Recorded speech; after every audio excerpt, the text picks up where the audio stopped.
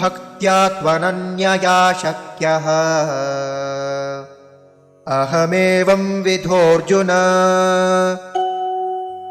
ज्ञातुं द्रष्टुं च तत्त्वेन प्रवेष्टुं च परन्तप।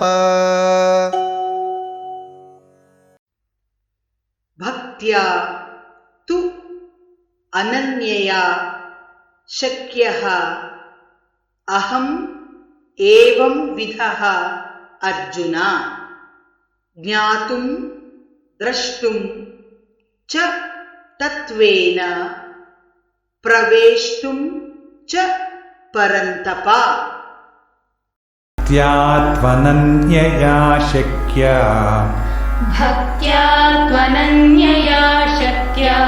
अहमेवं विधोऽर्जुन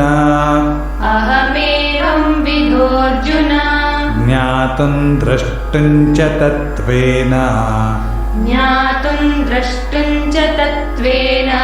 प्रवेष्टुं च परन्तप। भक्त्या त्वनन्यया शक्य अहमेवं विधोऽर्जुन ज्ञातुं द्रष्टुं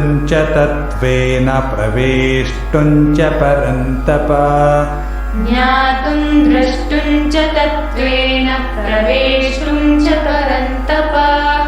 भक्त्या त्वनन्यया शक्य अहमेवं विधोऽर्जुन ज्ञातुं द्रष्टुं च तत्त्वेन प्रवेष्टुं च परन्तप। भक्त्या त्वनन्यया शक्य अहमेवं विधोऽर्जुन ज्ञातुं द्रष्टुं च तत्त्वेन प्रवेष्टुं च